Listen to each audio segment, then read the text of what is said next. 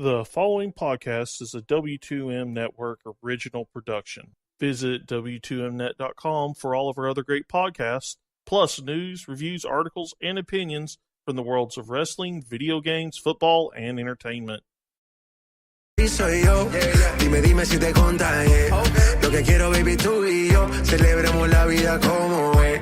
Dime, dime, dime si soy yo, dime, dime si te contagié. Porque tú que me matas y el bajo que retumba, no quiero que se acabe esta rumba. Hello and welcome to another World Cup edition of Soccer to the Max. Hey, it's the second to last one. Sunday will be the final World Cup one, and then we'll get back to our regular shindig here. But the final is set now. It's France, one of the favorites perhaps to get there for some, probably for many, and then Croatia on the other side, defeating England to get there. One of my actual predictions that went right from the beginning was England getting to the semifinals, so yay me on that one. But guys, I mean, I think, I know Croatia's not calling it an upset or not calling it we were the favorites or whatever, but historically, this is a big deal. Second smallest country ever to make the final. Lard. These people eat lard, and they're in a World Cup final. I'm letting that sink in for a minute. Well, obviously the lard is doing something good for Luka Modric. Hey, it works over there because, we put lard on a lot of things here in the United States, and we didn't even make the World Cup, so. Well, that's because we were run by a bunch of idiots. I mean, if you can't cook the lard the right way, get the hell out of the kitchen. But, no, I mean, seriously, I think it's a big deal to have you get a underdog against a giant of the game in the final, and a little bit of revenge, I guess. If you want to go back to '98, France got defeated Croatia in the semifinal. Of course, Croatia wound up placing third. You still had Mr. Suker, David Suker, getting the Golden Boot that year. Probably not going to be the case this time for Croatia. It's still going to be Harry Kane at the end of the day, but man, that game, it's amazing to me. Croatia has now played an entire game more than France since they've gone 120 minutes three times in a row. Yeah, 103 times in a row, and going to penalties twice. I really thought that as the match against England wore on, Croatia was going to run out of gas, but they used their midfield tempo, and they really made England pay at the back, where as that match wore on, and especially into extra time, England was getting more and more discombobulated. What do you think, Rachel? I think it was a tale of two halves. England had a really good first half. Croatia battled back. And I mean, I think a lot of people thought, they were going to have tired legs because they went to penalty kicks with Denmark and with Russia, two really good, solid wins from Croatia. But it just, no tired legs there. I mean, that team deserved that win. I think watching the second half on, even towards the last 10 minutes of the first half when Croatia was applying some pressure and getting some momentum before halftime, I think Croatia really deserved to win that game. And sorry, it's not coming home. Yeah, it's not for England, and I think mostly the fans are going to be, welcoming them when they come back, but there's going to be many people that think, well, it was Croatia, England should have made the final, and I'm sure there is that feeling for a lot of people, and you got to take the opportunities when they come, because 4 years from now is a whole different deal. Not only is, yes, this generation for England gets older and better, you would think, but that means also it's 4 more years for other countries to get better as well. So nothing's guaranteed. You do have to take those chances when they come, and perhaps it is a missed opportunity. I mean, do you guys think that it's a missed opportunity for England, or did they just get beat by a better team? To me, they honestly, and I can't believe I'm admitting this, they got beat by a better team. I mean, England, there was a lot of issues when it comes to their tactics, which I really think need to be changed going forward, especially preparing for the Nations League and Euro 2020. But this is a moment for this young generation to get better while other teams are getting better, but also figure themselves out and develop more as a team and have more pride in playing for the national team. Because, let's face it, very few people expected them even to get this far because of their past World Cup failures. So, being able to do this with such a young core, I think is going to be impressive of itself. Now you have to make those tweaks. What do you think, Rachel? I mean, I think 39.1 miles ran by Luka Modric being the most of the tournament so far just says something in itself. I mean, there's a lot of really good talent on this team. I think they have the opportunity to pull up an upset against France. And, I mean, right now, I think France actually needs to, be worried. I don't think England was humble enough in the match. I know their media sure wasn't. I think they got beat by a better team. I think Croatia just, everyone's talking about this golden generation for Belgium, and rightfully so, but Croatia has their own golden generation themselves. Yeah, they certainly do. And I think it's a consensus here that they got beat by a better team. I think if you're going to say, I think what Rachel said to start this thing was exactly what happened. The first 30 minutes or so, England was going at it. They just could not really make the most of their chances. They did get that set-piece goal. And honestly, if you think about it, England didn't really create a lot from open play, much at all. The Panama game, I think, is an anomaly because it's Panama. But the rest of the games, it was a lot of set pieces. They had the penalties for, Harry Kane. You weren't really sitting there going, oh, wow, England just completely amazed me with how they played. I was totally just taken aback with what they did. Not that they didn't do. They did what they had to do to win, right? They got past the bogey of the penalties, all that, which I think is a big win for England going forward. But I think Croatia, like we've said already, they had the masters of the midfield that could eventually overtake that English team. They didn't.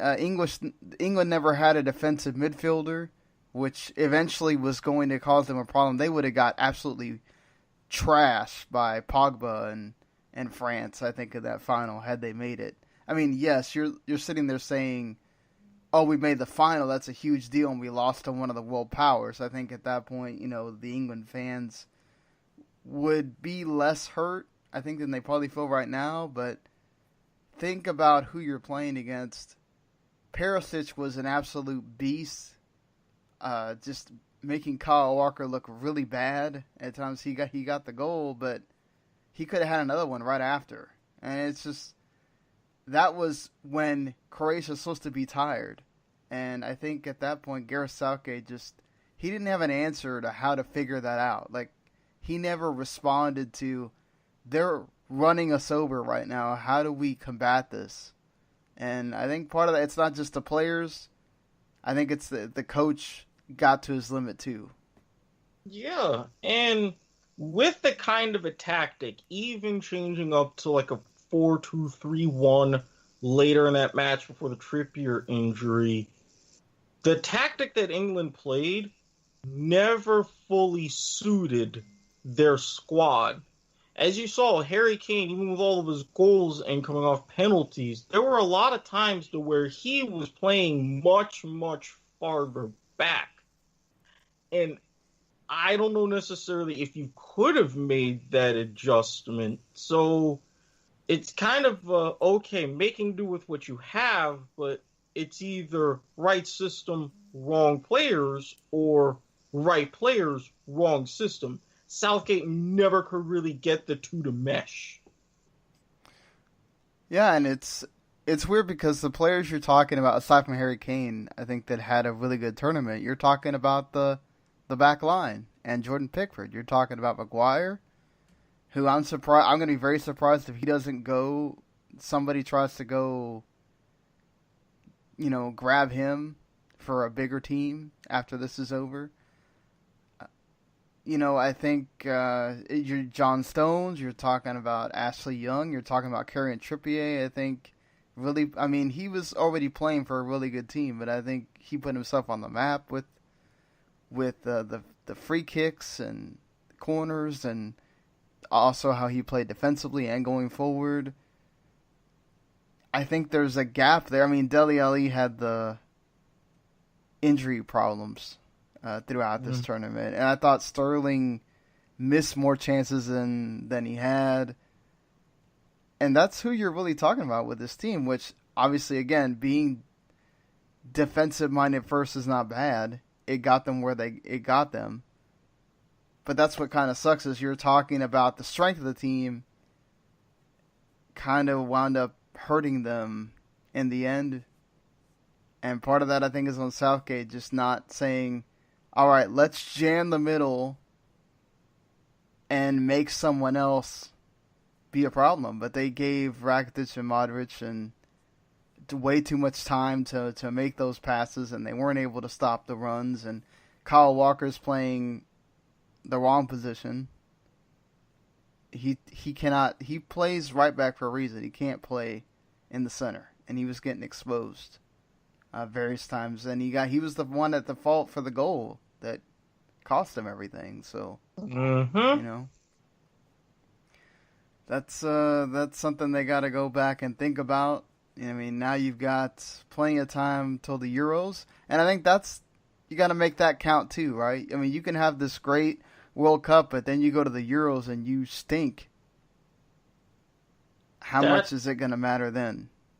That's why the Nations League, this is in a way where for teams like England, it's going to be a bit of a blessing, because you have a good performance in the Nations League coming up. Then you use that as building your springboard for the Euros in 2020. Let's flip over to the other game, which I feel like it was really contested between the two teams. You're talking about teams that are very equal on every position. You have pretty much equal talent looking at each other. So it was going to be very contested from the word go until the end. France wins by the bare minimum, 1-0. They're able to hold on. And that's where having the defense, having Pogba, having Lloris, who made some incredible saves as well. Belgium's golden generation got really, really close. But yeah, and that was another one to where defensively, one small tactical mistake on defending a set piece, that's what cost them. That's what led to Umtiti's goal, a fantastic header beating Manuel Fellaini, and France really exploited that left flank, because Belgium, on that whole side of their defense, there was nothing but just open space, open space, open space. They didn't play out wide enough to really counteract that. And then by the time France got the lead and Belgium needed to counter and get back into it, well, France was just using that area to just keep playing the ball, building possession, match is over. Belgium, to their credit, had their chances, but this wasn't really the Belgian team that reacted as well as we've seen in other matches here in the tournament. You got to give them credit. They beat Brazil to get where they were. I think it's just they were set up to combat Belgium. They knew what to do. Deschamps is very experienced in the situation. I think Martinez, at times, I felt like he was fortunate to get out of the Brazil game. Because Brazil was coming on hot and heavy, and Courtois made some big saves to keep them there, and he made some saves again in the France game too. Just one mistake, that mistake costs you, and then you can't score on the other end, which you had been doing the whole tournament, and you just couldn't do it against the France team that's going to the final. And just, it's crazy to think that, we were talking about this, like, worried about France. Oh, they're sleepwalking through this. They're going to get bit really hard when it comes to the group stage. And, they go, and really the Argentina game was not as close as the scoreline indicates. They go and do what they got to do in all these games. I mean, in Uruguay, yes, maybe Cavani's there. It's a different story. But they made Uruguay look bad. And, they met their match with Belgium, but then again, they got through on experience and talent and better coaching and just... Mm-hmm. Now I feel like they're going to have an issue with Croatia because they have guys that can combat with Pogba and Modric and Rakitic and those guys. They have a defense that has to deal with. Subasic has been great in this tournament as well. So, Mandzukic, you got to always be careful with him because he comes out of nowhere sometimes to surprise you with a shot on goal or whatever. I feel like this is going to be a really, awesome chess game that's going to happen on Sunday. Oh, yeah. And if anybody, I trust a man like Didier Deschamps. He's been in this situation as a player, specifically a captain.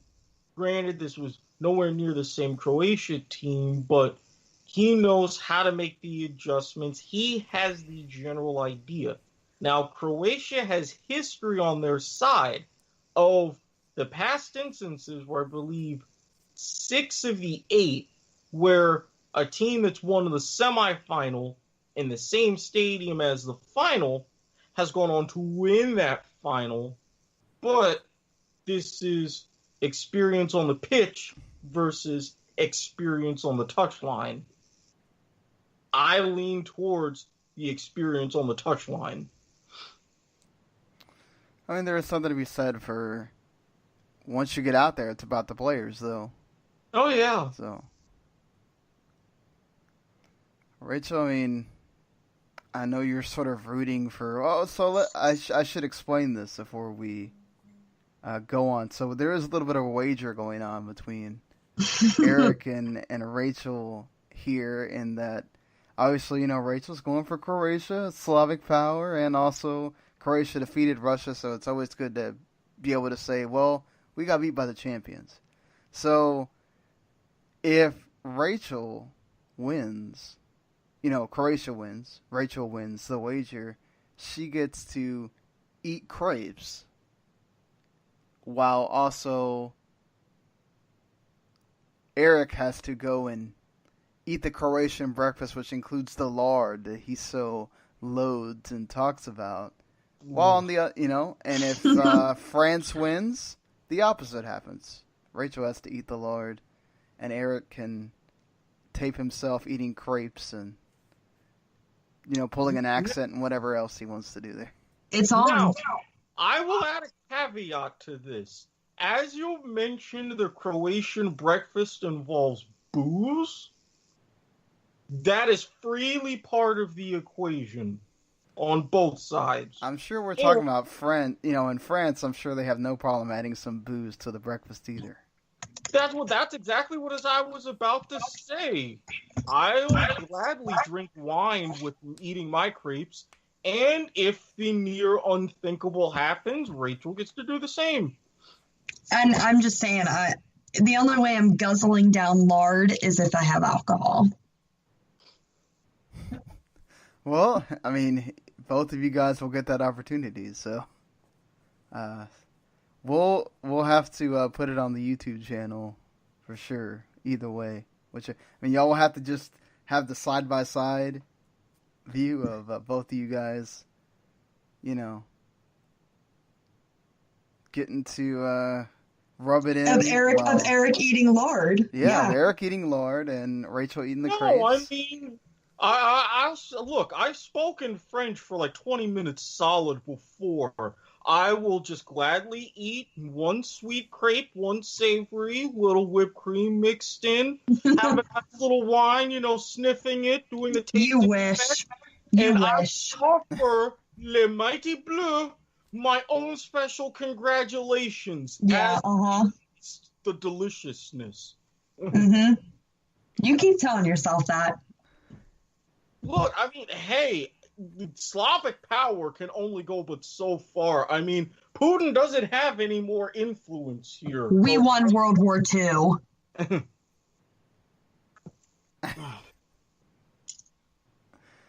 That does tell you something. I wonder though. I need to, with the public's help for this, at Squid Sports Head, what wine goes well with grape? What booze goes well with lard? You should tweet that at Erik. I mean, is there any like special? Do I go a red? Do I go a white? Do I go sweet since one of the crepes is going to be savory? I need help to properly prepare for this. Erik, I don't know why you're asking about wine. You should be asking about beer for your lard. They don't have, but the one has a beer. You should know that. They said something strong, so I don't know, a couple shots. You could even make it vodka. I'm sure that goes great with lard. Oh, it's so on. It is so on. Yeah, see, we need to have this, get to be able to discuss this and show you it on the Sunday show that we do after the World Cup final ends. Well, I should put out a PSA that no matter what, we're all still getting waffles in Florida. Damn right. Oh, of course. Of course. It's been too long since I had a Waffle House. Mm-hmm. Especially their chocolate chip ones. Oh, dear God. I'm just going to have to get one thing of waffles, and I like their other breakfast stuff better, so I'll get the waffles for the sake of our deal, but man, they have such good breakfast food. Well, we can get 2 waffles and split them among the 3 of us. Well, there you go. And don't forget the lard. Hell no, I ain't eating lard over there. Yeah, you're the only one of us that's going to be eating the lard, so I don't know why you got to drag him into this. He can't suffer your fate for you. It's just not allowed. Please. Well, guys, what? Give us a final score prediction before we. Does it go to over extra time again, or does it actually finish in regular time? Or no, I mean, for the first time since '02, the World Cup final will be decided in 90 minutes. Les Bleus triomphent 2-0.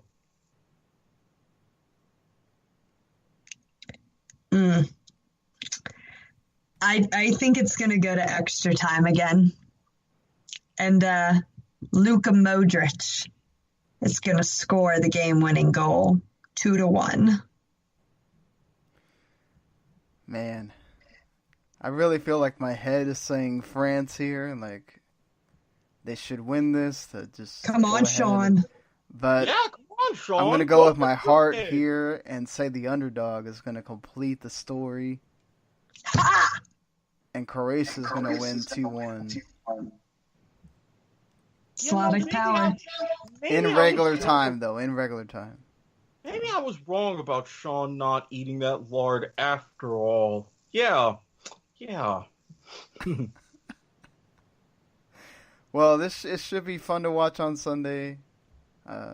We'll have a show as soon as we can after it's over, and then we will also go back to our regular scheduled program and start catching up on what we have missed in the American side of things since the World Cup has been on, since everybody's kind of taken their attention away, even though NWSL has been in full force, continuing to play all throughout the World Cup.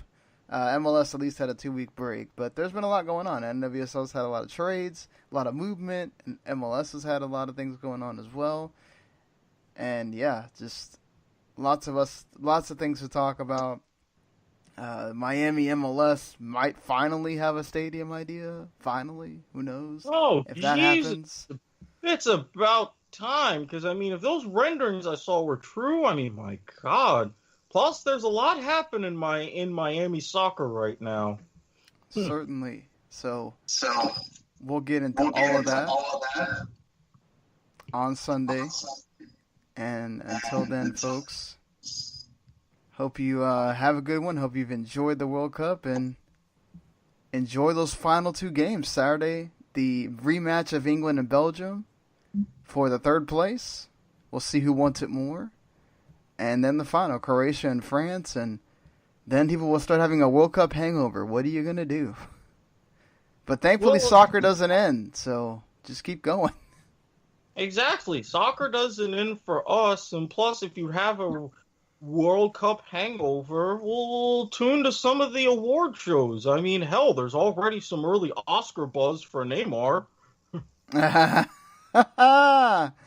Nice, Eric. Nice. Plus, the leagues will start a month from when it's over, so you won't have to be waiting around too long if you're an only European league watcher. Enjoy that silly season, because that'll be happening too. Already is, thanks to Ronaldo. Yeah. Going to La Juventus. Right when Gigi leaves. Yeah, and for the bargain basement price of 100 million euros. Damn. Well, until Sunday. We'll see you later, everybody. Peace! Adios.